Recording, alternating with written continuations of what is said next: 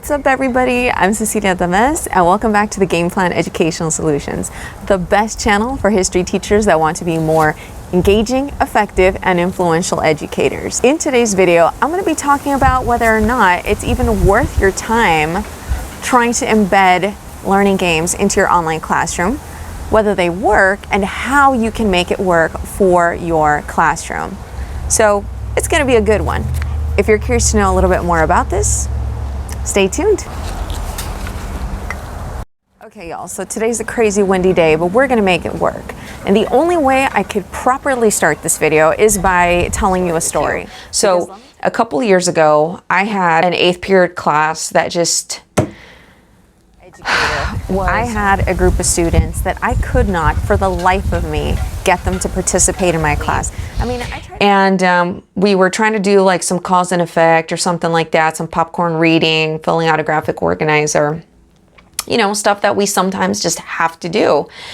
And they weren't having it.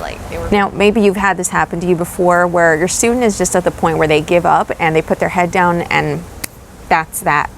And so, being the persistent and passionate teacher that I was, there was no way I was going to let that happen. So at that point, I had two options. I could punish them and say, hey, the other class has got to do an instructional game, but this class isn't going to do it. Like, we're going to be writing notes until the sun comes up tomorrow. Yes. And the disciplinarian in me, I guess, was like, why should I reward them with games when they're not doing the work that I need them to do in class? But I soon realized that this is actually what my class needed, and that now, not all online games and not all learning games are made equal. I gotta be frank with you, more often than not, learning games and review games are mostly recall and application. Now, you might think that this isn't such a good thing if, standardized testing might be at a higher level, but this is a great foundation. This is a great base to start your students with in order to get them and scaffold them to the level that you need them to get. Specifically, the first thing that I noticed is that learning games creates immediate relevancy for everything we do in class. So even if we do have to take notes, even if they do have to get some direct teaching, even if they have to do some activity, some collaborative work, or even a project, if there is a application, especially an application that they're interested in at the end, then they know that, hey, if I do my project, if I do my work, if I prepare, then I'll be prepared to participate in the game, which is, something that I noticed was exciting for my students, that created that intrinsic peer pressure that I needed for them to participate, and that really called to their competitive edge. Another thing to think about is that it creates opportunities for peer tutoring, for collaboration, and this is exactly what I needed, because some of these students that are just reluctant to participate, they need that sense of belonging. They want to, feel like they're contributing. And the thing is, when their self-esteem has been so lowered that they feel dumb or like they can't contribute or whatever, quote unquote, then they just shut down, right? And so by embedding these learning games in your class, you are giving them one final shot to really increase their self-esteem and their ability to feel like they're participating and they're contributing to their group. Okay, so in this final segment, I want to walk you through how to construct a game, how to embed it into your curriculum, and how to do so that this game, whatever you decide to make it, is effective. So the first thing you need to think about is, ideally, your game needs to first appeal to the masses. If you know your students well and you know your audience, you know what their taste is, what movies they like, what music they like, whatever. A lot of the inspiration for the games that I would make up for my class came from movies or childhood games, toys that I found at the dollar store, music that was like trending, video games that were trending. So use that to your advantage. That is one. So that's like the essential foundation to get your students like immediately invested in playing whatever game you're trying to play with the class. The other thing is, you want to make sure, obviously, that your game is not just about playing, it's actually embedding content for your students, throughout the game. So it can't be all like random questions. We have to be intentional with our games for them not to be classified as merely edutainment, because what will happen then is you'll feel tired at the end of the day, like you did all this prepping and you planned everything out, and your students remember the fun part of playing the game and whatever characters you make in your game, but they don't remember the content. And that is going to just frustrate you and turn you off to using games in the future. Another thing that I recently learned was that we need to include a variety of question levels within our instruction at the same time. Now, contrary to popular belief, sometimes we feel like we have to chunk, like, first, let's learn all the depth of knowledge 1 type questions, and let's do all the depth of knowledge 2 and 3 and whatever, because the kids can't handle it. And so I was listening to and hearing the author of a book called Make It Stick, and he provides some neurological science findings behind this practice.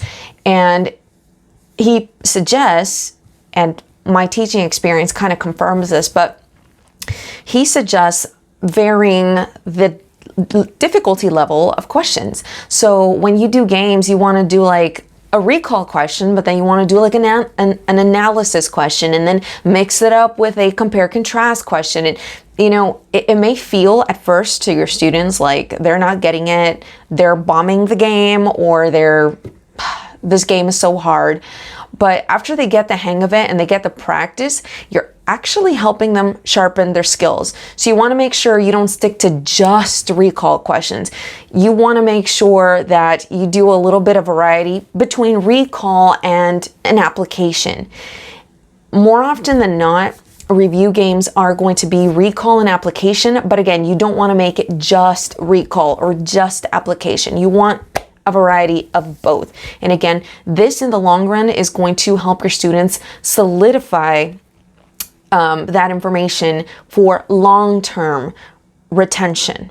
You want to make sure that regardless of whatever game you decide to create, another important component for your game is you want to have visual cues, whether that be like a little signal that you do, or whether that be an actual image you post on the screen if you're doing online, or even if you're doing in person. It might be like a body movement or something that's a visual cue that'll help students remember information.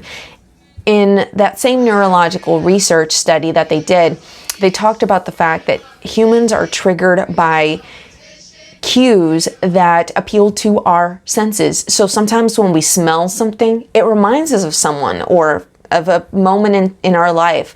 So you want to make sure that you embed those visual cues within your games, whether it be like game pieces on the board or anything like that, a character for them to look at, that'll help them remember the information. Also, you want to provide within your game plenty of opportunities for scaffolding and peer tutoring. I know some teachers might be like, oh, no, I don't want the kids to be helping each other during the game because I want to use this as an assessment.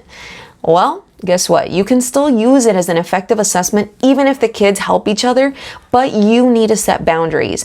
When you allow for scaffolding opportunities, when you allow them to check the word wall, when you allow them to check their notes or their journal, or collaborate with a neighbor, or get a helpline to practice their language, practice communicating using content vocabulary, which is exactly what history teachers need in their content area. Because again, we have a lot of complex words to explain historical events. So I highly suggest that you create boundaries, but permit your students to scaffold information by working together.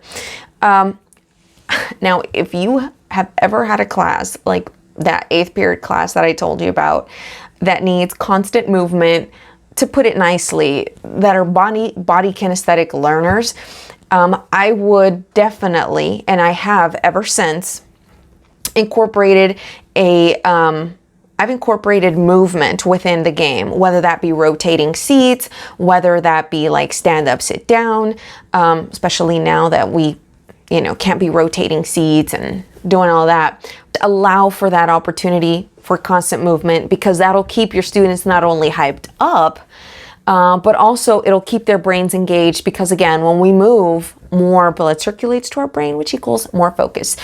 And music is always a bonus, and music that your students like is an extra bonus. And again, you're getting buy-in from your class to get them like intrinsically motivated to participate, even your most unmotivated students. Okay, so I hope this formula and these elements that I shared with you about game creation and how you can get buy-in from your students, how you can keep them motivated, how you can support their learning needs by providing opportunities for scaffolding. I hope that this formula helps you reconsider the potential that this tool has to motivate your unmotivatable student. I know that there are so many teachers that are reluctant to see like quote unquote chaos going on in their class. I was one of those teachers, and truth be told, it just takes practice. You know, your first class period is always going to be like the guinea pig for the game. And then as the day goes on, you see where you need to tweak it, where you need to set more boundaries or give some reminders about what can and cannot be done in the game. You know, you want to be fair, you want to be consistent. And if we shift and are able to shift our mindset to make peace with that organized chaos, you are going to reap the rewards and benefits of using educational games, learning games in your instruction. Okay, so if this year is so overwhelming that you just cannot fathom the idea of sitting down to invent or create games, and you want something that's tried, tested, and ready to go, make sure you click the link below down where it says the History Hub, where I have some pre-made, ready-to-go game outlines that you can implement in absolutely any setting. If you enjoyed this video, make sure you consider subscribing so I can continue to bring more content that's insightful, valuable, and applicable to your teaching assignment. As always, I hope you have a fantastic day. Until next time, class dismissed.